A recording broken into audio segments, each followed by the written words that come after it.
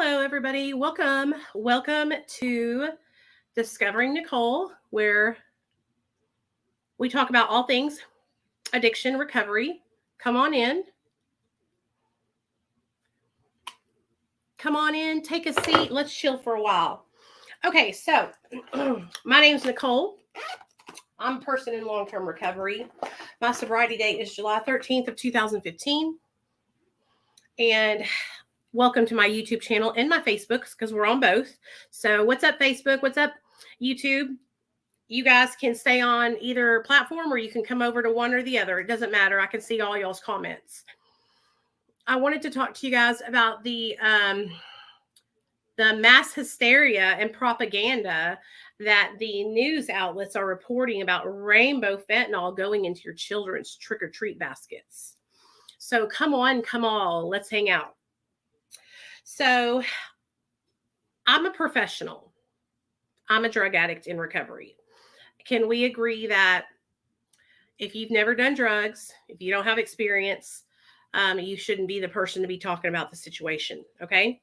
So I'm a professional in this field, and I want to sit down and talk with all my mothers and fathers out there who are watching the news and who have seen these broadcasts telling you that there could be rainbow fentanyl in your children's trick-or-treat baskets.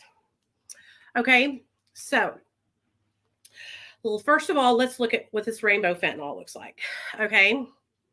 I saw your short on fent trick-or-treating. I laugh for real. No dealer or user is giving away fent for free. I know, right? But you know how people are on the internet. These are the same people who believe that if you touch fentanyl, you'll die. So that's what we're dealing with. In fact, let me just go ahead and play it. Colorful pills and powder that look like candy or sidewalk chalk, but it's actually the highly addictive and lethal drug, fentanyl. It's being called. Where's it at? Oh, I made a video out of it. I know where it's at. Many of you. Every mom in the country. Okay. Every mom in the country right now is worried. What if this gets into my kid's Halloween basket? You're talking about the rainbow. The rainbow fentanyl. Aside from the ridiculous idea that there's a drug dealer out there who, for some reason, is willing to lose money by giving rainbow-colored drugs away to children on Halloween, how is that more of a concern to parents than increasingly accessible semi-automatic weapons that actual people are buying? Okay, so you know, the people who have absolutely no clue what's going on in the world, these are the same people who, like I said, believe that if you touch fentanyl, you'll die. They're the same people who watched that video of that cop who had a panic attack and then said he was overdosing. Yeah, those are those people. So anyway, I wanted to sit down and kind of help the parents out there who maybe you know, it's okay. If you don't understand and you're a parent, I would rather you ask questions and reach out to somebody that you know does understand and who does know than to blindly follow what the news is telling you, because we all know what the government and the news likes to do. They like to keep us in fear so that way we will, you know, listen to everything they say. Okay, so let me tell you about drug dealers and drugs. Okay, so drug dealers do give out drugs for free, but there's a specific time when they do that. Well, a lot of the times when a drug dealer will get a new batch of something, maybe something that none of his regulars have tried before, he will hand out testers to some of the addicts that are coming by to get drugs, to have them test it to see how good it is. And then those addicts, they spread the word by word of mouth, right? And so drug dealers aren't actively seeking out your 10-year-old kids and looking to give them drugs. They're not doing that, okay? What they're wanting to do is make money, all right? They don't want to harm your children. They don't want to give them drugs. So that's when drug dealers give out free dope, right? Is when they are trying to test out a new batch, see if it's any good. They call those testers, all right? Now, let's all talk about it. Say it ain't so. When you go trick-or-treating, say I'm lying. You take your kids to the rich people neighborhood, don't you? Don't you, don't you, don't you. Every single person in here say I'm lying. You take your kids to the rich white neighborhoods to go trick-or-treating. Am I lying? If I'm lying, I'm crying. If I'm lying, I'm crying. Okay, everybody knows that. To go to the rich white people neighborhoods because that's where they get the big bomb ass candy. In fact, those people actually make little trick or treat bags with a whole bunch of different candies in there. So you don't just get one piece of candy, you get a bag with like a bow tied around it and it's all kinds of special, right? So let's say, because we know that's what everybody's doing, all right?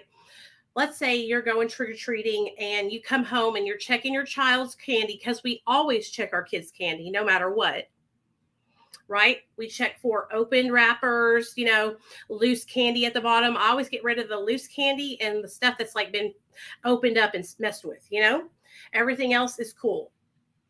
Well, let's say we go home and we are going through the candy and we happen to find a pill at the bottom of the thing. Do you know who's more likely to have put that pill in that basket? Not a drug dealer. A kid, a little kid, okay? Your children are getting drugs out of your medicine cabinet. That's where kids are getting drugs from. Your children, the children of drug dealers. If this drug dealer is super unorganized and has all his drugs laying out, his kid could go in there and grab some of that stuff. But let's use our critical thinking. Even when those kids go to do that, a little kid sees those, they're going to eat it. So it's not even going to go anywhere, right? There's no little kid plotting at the front door of their mom's house saying, I'm going to kill everybody with rainbow fentanyl. And like I said, no drug dealer is for certainly not giving away free drugs to your children. Absolutely 100% not. And listen to me, in all the 40 years that I have been trick-or-treating, I've never seen anything. Has anyone in here ever gotten anything in their trick-or-treat basket? Okay. Like maybe 1 out of 50 people have found something nefarious in their trick-or-treat basket. Okay. So the reason why I'm talking about this is because this is the same situation like with the whole, if you touch fentanyl, you'll die. It's a stigma. It adds more stigma to those of us who struggle with addiction. It creates this thought that we are somehow evil, dirty people who are trying to kill people's children by putting drugs in their trick-or-treat baskets, right? This is the same kind of like rhetoric that makes people think, oh no, this person is overdosing. I can't touch them and give them CPR or compressions, because if I do, I'm gonna get fentanyl on me and overdose. It like creates a barrier between people who are struggling with addiction that need help and people who can help them, And so that's why it's important. That's why so many of us in the recovery community, when we see videos like this, we are saying to stop spreading that shit around. And I hear people saying it's better to be safe than sorry, right? Absolutely. But you're targeting drug addicts.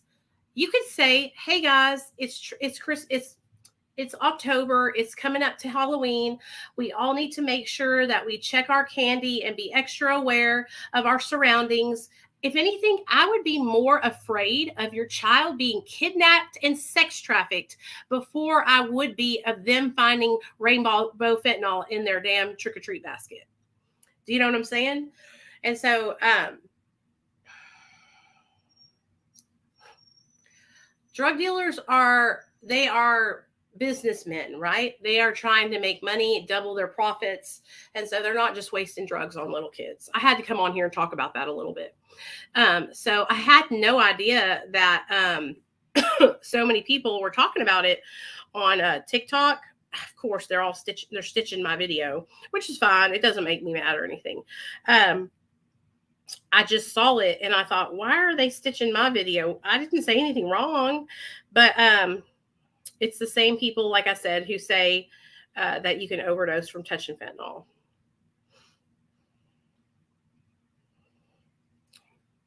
Yeah, it creates stupidity, and it like creates like a fear within people, and that's why I want to talk about it with you guys. And it's okay. Look at me. It's okay if you thought that could happen. All right. Like I said, it's better to be safe than sorry. Right. I just want to help mothers and fathers out there understand that people who struggle with addiction, we're not sitting at home thinking about putting drugs in your kids' trick or treat baskets. That's the last thing on anyone's mind that does drugs. So I feel like it creates, like I said, a barrier between people who are addicted and people who are not. Now, I do want to look up, like, when's the last time somebody found something in their trick-or-treat basket? Let's see. When's the last time somebody found something bad in their trick-or-treat basket? Yeah, that's what I meant. Has anyone actually ever poisoned or put razors? Okay, let's read this, okay? Has anyone ever actually poisoned or put razor blades or needles in Halloween candy? Okay. Remember your mom sorting through your Halloween candy as a kid, looking for signs of tainted candy laced with poison, needles, or razor blades? It turns out, unless she was just using it as an excuse to steal the good candy before you got it, she was wasting her time. You are more likely to get attacked by a samurai sword wielding bear while trick or treating than to be poisoned by a stranger. Furthermore, it's more likely that your Halloween candy will be poisoned or otherwise tampered with by one of your parents or family members than a stranger. Think about that while your mom is checking out your candy before letting you eat it. So, why all the worry? Because the news media needs something to talk about, and there's nothing better for ratings than saying something like, "Is your child's Halloween candy poisoned? Find out the deadly truth at 11." Further, while many children die directly after Halloween from non candy related incidents, after all, people die every day, if there isn't an apparent cause the week following Halloween, many a sensationalized story gets widely publicized with poisoned Halloween candy generally being blamed. There are numerous instances of this happening. This isn't all bad in theory. I mean, if there is even a chance that some child's death was poison candy related, the police encourage the news media to tell parents in the area to get rid of their children's Halloween candy because it might be poisoned. When it turns out the death had nothing to do with Halloween candy, most media outlets tend to have moved on from Halloween stories. So they either don't report a retraction or they don't make it the headline, like when they claimed the death was from candy. Thus, the perception that poisoned Halloween candy is a rampant problem embeds itself in the popular psyche, going all the way back to 1970 when the New York Times reported Halloween goodies that children collect this weekend may bring them more horror than happiness, which proceeded to tell parents all about how the candy could potentially be tampered with. Blah, blah, blah, blah. So, according to the author, Halloween Sadism, the evidence, for professor of sociology Joel Best from the University of Delaware, who's been studying this since 1985, he hasn't yet been able to find one single instance of a child dying as a result of candy given to them by a stranger on Halloween. So you can go door to door, Jennifer. Why can't you? Why can't you? You can go door to door. We go door to door. So you hear there's never even been an instance where that's happened. So you're safe. You're safe to take your children trick-or-treating. Like I said, just when you get home, it's better safe than sorry. We always check to make sure everything is good to go, but nobody's placing rainbow fentanyl in your kids' trick-or-treat basket. And for those of you guys that are just getting in here, I'm a drug addict in recovery. I'm a professional on this whole ordeal. And the only time drug addicts or drug dealers give drugs away for free is to other druggies, okay, to get word of mouth around. They call them testers. And they have like maybe 10 or 11 people that will test their drugs, right? And then those people tell this person how good it is, and it gets all out there, and then people want more, And so I promise you, there is no drug dealer sitting at their front door waiting to give your children fentanyl. It's a waste of money. Your child, if they take fentanyl, will drop dead. They can't go tell other people how amazing it is. Word of mouth. So, like I was saying before, let's use our critical thinking skills here. You know, you're safe to have a great time. Like I said before, we all got here. Most of us take our kids to the rich people's neighborhoods anyway, or we take them to like trunk or treat or the mall. And so it's always best to look and make sure that your kids' candies are open and there's not loose candies, you know, just like opened up loose candies. And that's what we do. But other than that, you can have a great time and take your kids trick-or-treating, you know. I tried staying back to give candy, and not once did someone come. I bought full-size candy because I never got one as a kid. It's the same here because we're on a hill and it's super dark. And it was the same way when we were little kids growing up at my mom and dad's house because we're so far up the hill. But I just want people to understand, like, that's a rumor that people spread, and it's like to scare you and to make you feel uncomfortable. Like, drug addicts are more concerned with getting high than they are with your children. Okay. And I'll tell you how the ways that drugs get in your kids shit is from your kids. Okay. Your kids go into your medicine cabinet. All right. And I'm talking about kids that are old enough to understand what they're looking for. They go in your medicine cabinet, they get stuff out of there like that. That's where this kind of stuff happens. Other people were like, well, how are these kids taking it to school? Because they're getting it from their parents. Their parents are leaving their shit out and their kids are getting into it. That's how it is. There's no drug dealer standing at the corner of 8th and University waiting for under 12-year-old kids to come by so they can taint their life with fentanyl. Hey, Becky, what's up? So rest assured, everybody, you can have a great Halloween this year. Go trick-or-treating and eat lots of candy. I know we will. Yeah. I blame the fear mongering on the news. That's where I usually see these scare tactics. It's just demonize drug addicts further. Exactly. That's exactly what it is. And what I heard happened was somebody on Facebook made a post about it and it went like super viral. And then the news started posting about it. And like I said, we all saw this. It drives me insane. It's like common sense, y'all, common sense. So we all saw what happened with that police station who had that guy who was literally standing up, giving direction to his officers, telling them that he's having an overdose and giving them directions on how to administer Narcan to him. That's not how an overdose works, sir. If you're having an overdose, you're not going to be able to direct your employees on how to give you Narcan to save your life. Anyway,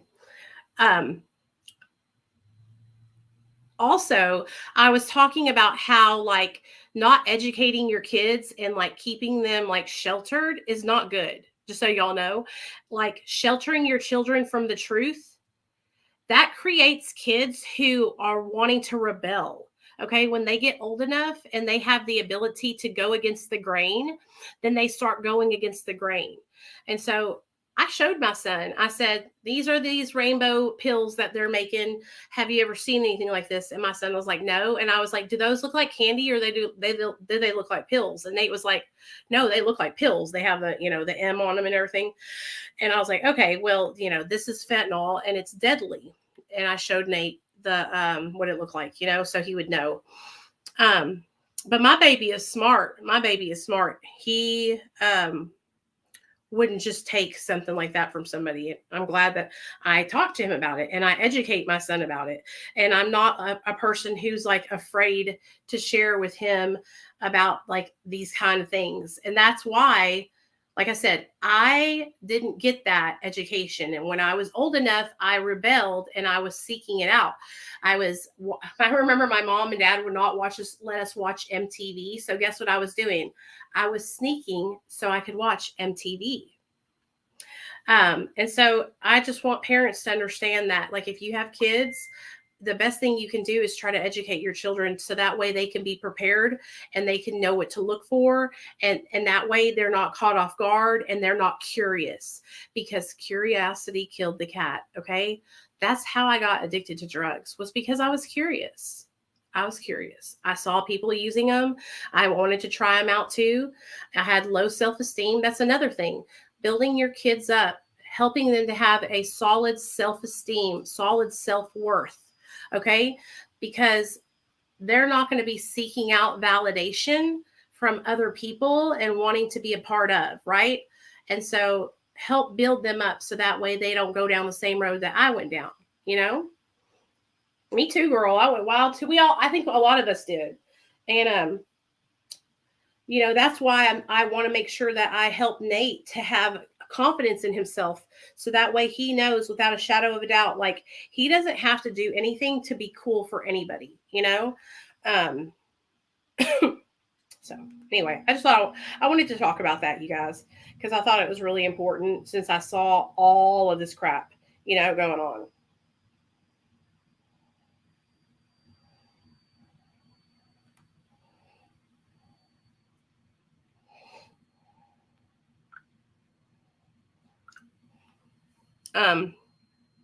And you guys, if y'all are messaging me, I just want y'all to understand, like, I have been getting a lot of messages. And so if you're messaging me and I haven't gotten back to you, it's just because I'm trying to get through all my messages.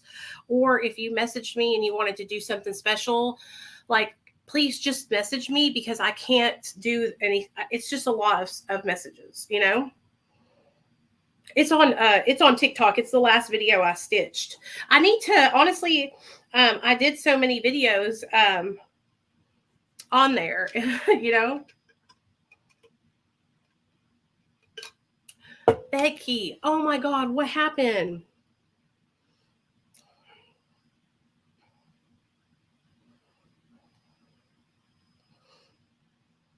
I'm so sorry.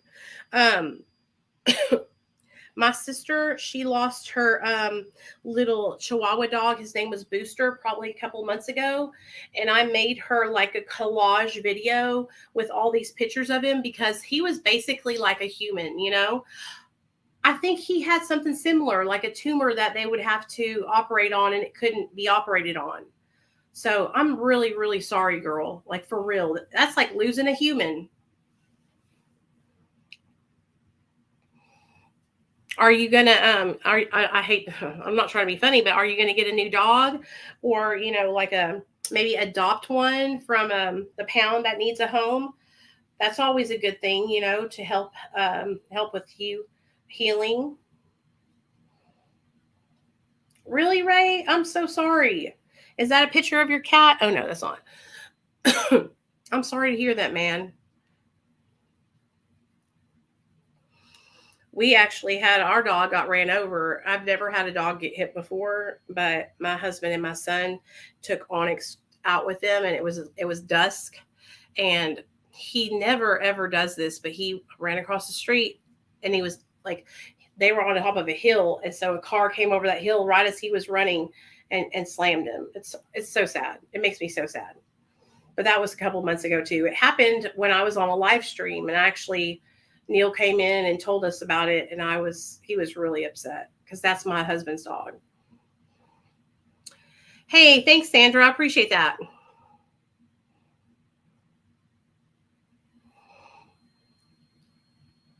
Yeah, Kelly, Paco is like 11. It is truly like losing a human. Absolutely. I agree.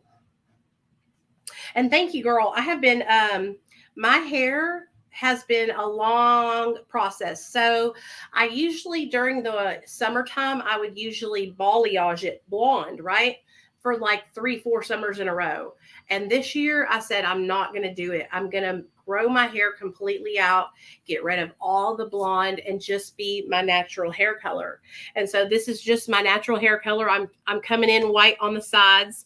I think I'm going to have like white stripes, y'all. My sister has a huge white stripe too. So that's what I think is going to happen. I'm going to have white stripes on the side. And that's how my grandmother's hair was. Like, it never went silver. It just went white. So I will be happy whenever it changes all to when I get older and it's all just white, you know, and long and white. Because I'm going to keep it long. That's what my grandma did. She kept her hair really long too.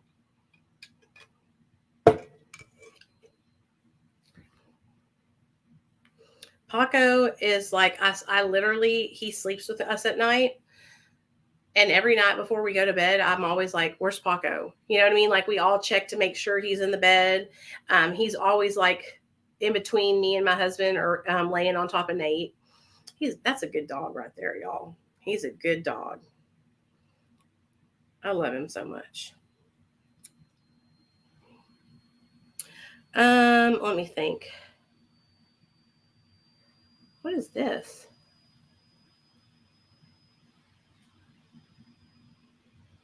What? New visitor. Oh, hell no.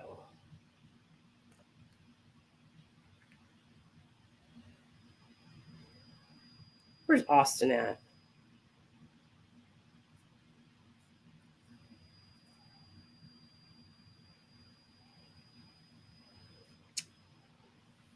I had a little baby kitten, but it died, and I had another cat that I had. She was a kitten. Oh, mice. When they play with mice, cats are crazy. I do like cats, though. I think if I had a cat, I would want to get one of those ones with the smushed faces. Do you know what I'm talking about? I think those are so pretty. Okay, so anyway, I'm going to get off here because I want to keep this video short and sweet, because I just really wanted to talk about that rainbow fentanyl situation. I'm going to go live a little bit later. Let me get myself together, wash my face and stuff. But I really wanted to come on here and talk about that and make it a video on YouTube. Tomorrow, my little boy will be back in school, and I will be going live to do makeup around 10 or 11 in the morning if y'all want to come. And like I said, you can go trick-or-treating. Don't worry. Don't be afraid. Just do what you always do. You know, check your kids' candy and, you know, be careful. But I promise you, everything's going to be okay. And like I said, you're more likely to have your child kidnapped than for them to have fentanyl put in their trick-or-treat basket. Hey, TikTok Atlanta girl, what's up? Really? Damn, girl, that sucks. What happened? You can message me if you want to on Facebook. I'm so sorry. Like, I really honestly don't know what to say. That's very, very sorry. I'm going to keep your family in our prayers, and I'll tell my mama to pray too, because she's like super duper prayer warrior. But if there's, you know, anything I can do, like posting anything on my page that you want me to post to help out in any way, you can just send it to me through Messenger. Like, I don't know if, like, what I mean by that is, like, if she didn't have like money to get buried and y'all are posting a GoFundMe or something, you can always send it to me and I'll post it on my Facebook and YouTube and all that kind of stuff to help out. What happened? Like, was she really depressed?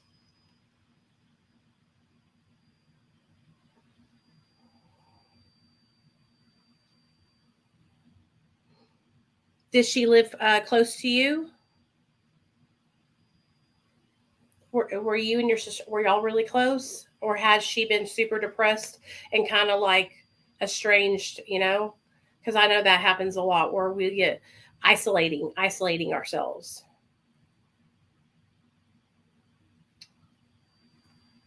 Wow.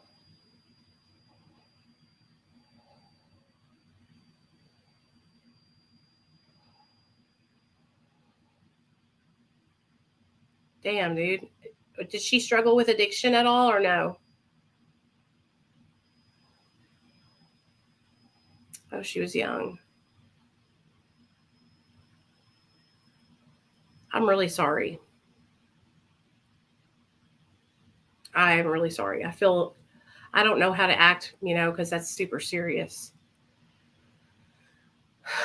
I'm really, really sorry. Sometimes we don't know what people are going through. And when somebody is in that mindset and they just don't want to be here, they're going to make that happen. I learned that the hard way with a friend of mine who took her own life. And so it was really, really difficult because I blamed myself. So don't blame yourself. You know what I mean?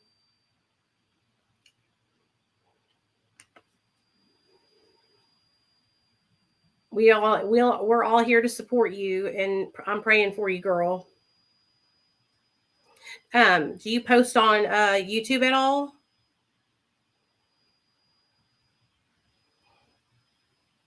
Yeah. So if your family needs any, like, if they have to do anything like for her funeral or for her kids, and I can post it on all my socials, so that way it can get out to more and more people. Because I know a lot of people, when they're young like that, they don't have any insurance or burial kind of thing. So if you need anything like that, just send it to me and I'll put it up. You can email it to me. You can DM it to me on Facebook, anything, or you can send it to me on Instagram. You know how to find me. I'm everywhere. But I'm really, really, really sorry.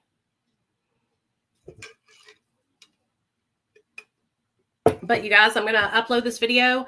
I'm really sorry, girl. Like, I hate to get off here, but I'm going to get off here. I'm going to upload this, and then I'm going to come back on just regular on my phone. Just give me about 45 minutes. Okay. I'm going to wash my face, clean up the room a little bit, and then I'll be back. All right. I love you guys. I'll see you in a minute.